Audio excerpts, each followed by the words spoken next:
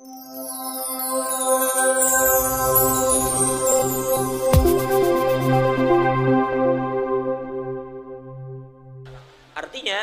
alam semesta belum diciptakan, tapi Allah sudah bersumpah, siapa yang mati bersyahadat tiada Tuhan Allah Nabi Muhammad utusan Allah, maka inya akan selamat dari api neraka.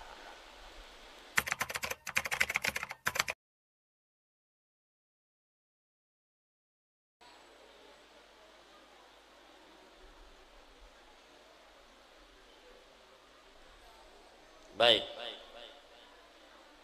Nah, lalu di dalam syarah daripada hadis ini,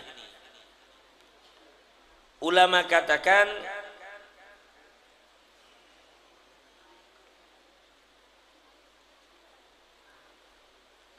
wala ubali ay la ya'zumu alayya kasratuha. Allah tidak peduli dengan banyaknya dosa kita.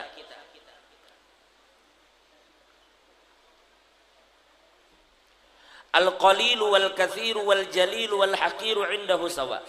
Banyak atau sedikit, besar atau kecil di sisi Allah sama. Jangan dikira Allah begitu mudah mengampuni dosa kecil tapi berat mengampuni dosa besar. Kada. Allah mengampuni dosa sama. Makanya jangan pernah putus asa dari meminta ampun. Wa alam anna du'a bila wasitah min khususiyati hadhihi ummah. Ketahuilah bahwasanya kita meminta ampun kepada Allah langsung. Karena habis maghrib astaghfirullah, astaghfirullah, ini ujar ulama khabar bima'na talab. Aku minta ampun kepada Allah, maksudnya tuh Allahumma ghfirli dzambi. Ya Allah, ampuni dosa ulun, ampuni dosa ulun, ampuni dosa ulun. Maka meminta kepada Allah secara langsung ini adalah termasuk keutamaan umat Nabi Muhammad. Ini khususiat. Dulu umat-umat bahari apabila mereka hendak meminta ampun, maka mereka akan mendatangi para nabi. Makanya lihat, maaf, ada kalau nang agama lain kisahnya bila inya hendak meminta ampun, mengakui dosa, inya mendatangi pemuka agamanya untuk membuat pengakuan. Oh, umat Nabi Muhammad kada. Umat Nabi Muhammad tumpahkan saja semua keluh kesah, semua permintaan, semua kesalahan yang kita tumpahkan langsung di hadapan Allah. Nah, jadi kita umat Nabi Muhammad beda dengan umat lain. Umat lain bila hendak meminta kepada Allah, inya harus mendatangi nabinya. Kalau kita diberikan keringanan, meskipun awak kada mendatangi nabi, minimal nama nabi aja dibuat dalam doa, kabul tuh doa bil. Jadi kada harus mendatangi lagi, tetapi cukup nama nabi diselipkan dalam doa. Makanya adab pian ibu-ibu segala bila berdoa, sholawat kepada Nabi itu jangan ditinggal di awal dan di akhir. Makanya Allah akan kita berdoa alhamdulillahirabbil alamin wassalatu wassalamu ala asyrafil mursalin sayyidina Muhammadin wa ala alihi washabihi ajmain. Baru doa. Karena terakhir wassallallahu ala sayyidina Muhammad wa ala ali sayyidina Muhammad walhamdulillahirabbil alamin. Jadi bukalah doa itu dengan hamdalah, dengan memuji Allah. Dilanjutkan dengan sholawat. Lalu minta apa yang pian mau. Lalu tutup lagi dengan sholawat dan pujian kepada Allah. Insya Allah doa pian akan dikabulkan oleh Allah. Jadi kada lagi kayak orang dulu harus mendatangi para nabi. Kada lagi, cukup nama nabi kita dibuat dalam doa, Allah akan kabulkan.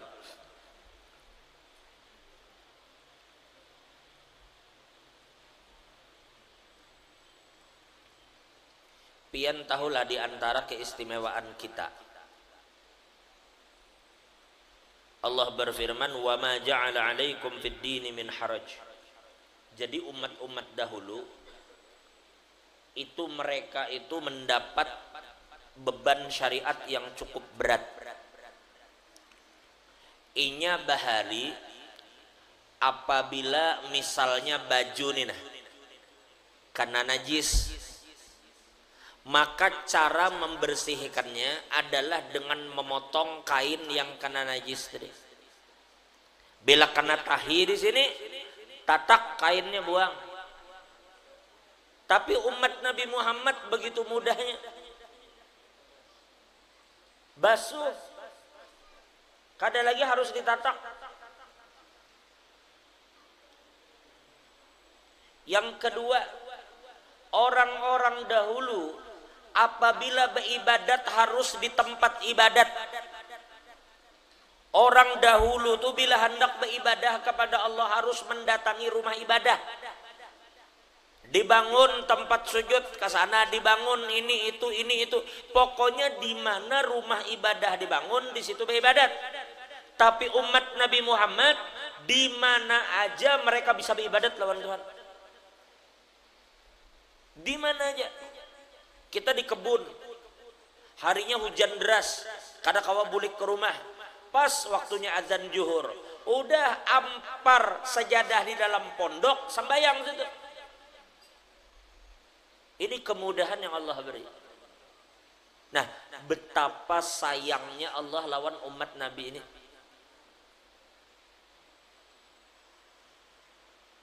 Makanya kita kalau tahu betapa Allah dan Nabi menyayangi umat ini, kita jangan terlalu semena-mena juga lawan sesama umat Nabi. Kalau kita tahu Allah Ta'ala sayang banget lawan umat Nabi Muhammad ini, Nabi pun sayang lawan umat sidin, pian jangan macam-macam lawan umat Nabi. Jangan menyulitkan mereka. Dahulu ada seorang raja.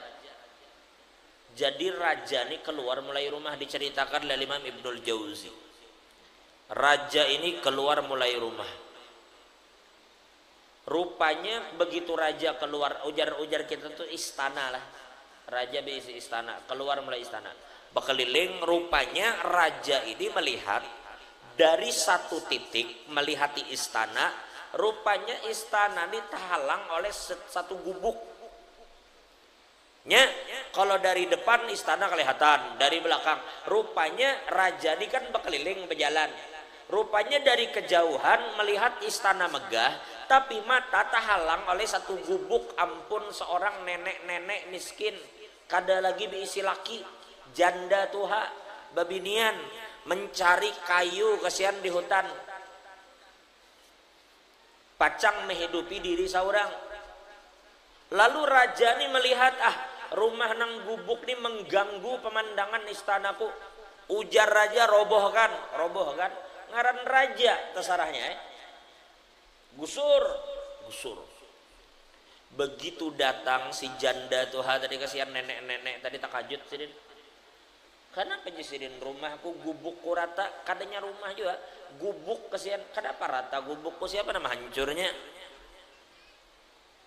Lalu ada orang bak penderne, gubuk pian ini neai diruntuhkan oleh raja di istana tuh nah. Inya menyuruh anak buah untuk meruntuhkan gubuk pian ini. Lalu si nenek itu kada banyak bersuara. Si nenek langsung menengadahkan matanya dan muhanya ke langit. Dan nenek itu berkata, ya Allah, pian tahu apa yang ulun kada tahu. Pian melihat apa yang ulun kada melihat. Dan pian bisa membalas apa yang ulun kada mampu membalas. Katanya bujang, ya Allah, pian tahu apa yang ulun kada tahu. Pian melihat apa yang ulun kada lihat, dan pian membalas apa yang ulun kada balas. Apa yang terjadi? Tiba-tiba saat itu juga istana raja tadi runtuh. Raja dan keturunannya mati di dalam istana itu. Mati di dalam istana itu. Pian paham maksud kisah ulunnya lah. Aja. Pahamlah maksud kisah ini. Artinya kita jangan sekali-sekali menzalimi orang lain. Karena doa orang yang terzalimi itu dikabulkan oleh Allah Subhanahu wa taala. Nah, inya kada melihat, Allah melihat. Inya kada kawam balas, Allah kawam balas.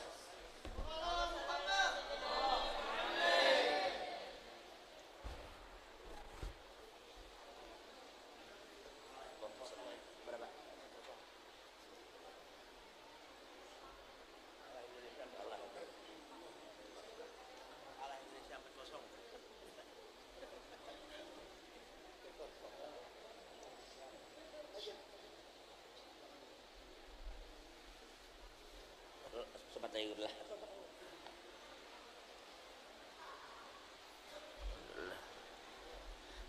La ilaha illallah.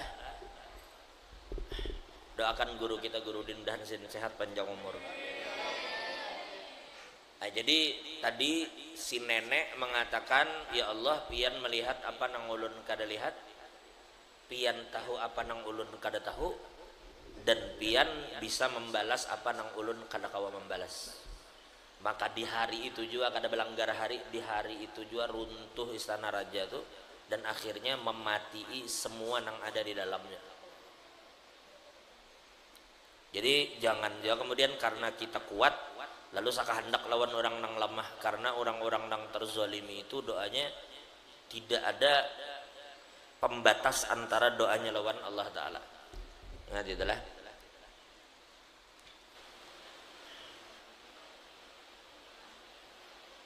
Didengarkanlah terakhir kita baca satu hadis qudsi lah. Allah berfirman kepada Nabi Musa. Riwayat daripada Ka'bul Akhbar. Allah berfirman kepada Nabi Musa.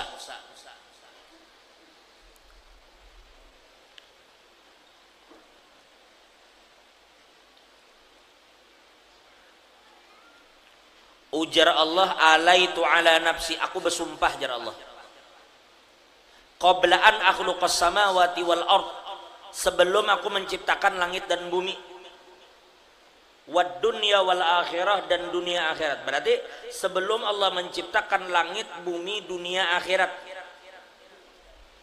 Berarti ini bahari benar lah, dunia dan isinya belum ada, berarti belum ada alam semesta.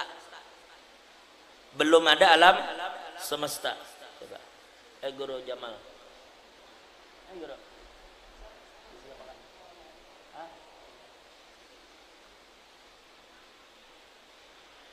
Jadi sebelum ada alam semesta, Allah telah bersumpah. Aku jar Allah bersumpah, annahu man laqiyani, barang siapa yang ketika berjumpa dengan aku, wa huwa yashhadu an la ilaha illallah wa anna muhammadar rasulullah, bahwa tiada Tuhan selain Allah dan Muhammad Rasulullah, shadiqan min qalbih, dan itu benar daripada hatinya, kutibat lahu bara'atan wa itqan minan nar, maka itu akan menjadi sebab inya selamat daripada api neraka.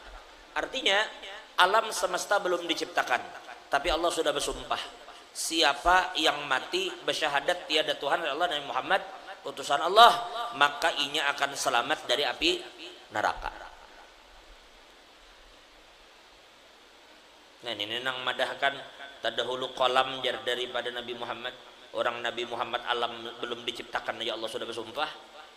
Ujar Allah, aku bersumpah atas diriku, ujar Allah Ta'ala, bahwasanya siapa bertemu aku bersaksi tiada Tuhan Allah Nabi Muhammad utusan Allah. Nabi Muhammad itu sudah disebut Allah sebelum alam diciptakan. Maka itu menjadi sebab orang selamat dari neraka. Wa ausaitu malakal maut, dan aku berpesan kepada malaikat maut inda qabdi ruhihi, ketika ia mencabut nyawa orang yang berarti kita nih umat Nabi Muhammad maksudnya. Karena di sini kalimatnya wa yashhad, dan inya bersaksi tiada Tuhan Allah Nabi Muhammad, berarti umat Nabi Muhammad, mudahan kita berataan. Ketika ruh dicabut, ayyakuna arfaqa bihi min walidayh, hendaklah malaikat maut itu lebih lembut di dalam mencabut nyawanya lebih daripada ibu kepada anaknya. Kayak apa mama maharagu anak, Kayak itu ujar Allah, aku memerintahkan malaikat maut ketika mencabut nyawa umat Nabi Muhammad. Wa awsaitu munkaron wa nakiron idza dakhala alaihi fi qabri alla yurawi'ah. Apabila masuk umat Nabi Muhammad ke dalam kubur, maka jangan sampai mungkar nakir menyusahkan dan menakut-nakuti mereka. Berarti sudah dari dulu Tuhan pesani. Tuh umat Nabi Muhammad itu jangan disusahkan di kubur. Dan jangan sakit-sakit mencabut nyawanya. Wa ausi' lahu fi qabrihi, dan luasakan ujar Allah taala anunya. Luasakan napa? Kuburnya. Luasakan kubur, berarti umat Nabi Muhammad tuh mestinya kalau kita pahami dari sini luas kubur. Luas kubur.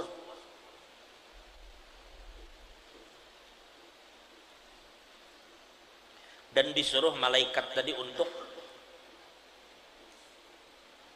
uannisuhu min wahsyati qabr, dan aku jar Allah yang akan menemaninya di dalam kesendiriannya di dalam kubur itu. Allah akan temani.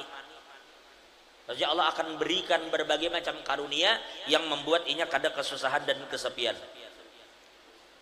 Wala yas'alni yaumal qiyamah an syai'in illa a'taituhu iyanani. Perhatikan, jangankan Nabi Muhammad, kita umat sidin aja ujar Allah wala yas'alni, dan tidaklah umat Nabi Muhammad itu meminta kepadaku di hari kiamat illa a'taituhu iyah, terkecuali aku akan kabulkan permintaannya. Asal ketika mati kita bersaksi tiada Tuhan Allah, Nabi Muhammad utusan Allah. Tuh umat Nabi Muhammad mendapat kemuliaan itu. Apabila kita meminta lawan Tuhan, Allah akan kabulkan permintaan kita. Bukan di dunia, di akhirat. Wala yas'alni yaumal qiyamah. Hari kiamat kita minta lawan Tuhan, maka Allah akan mengabulkan segala permintaan kita itu. Wallahu a'lam bishawab.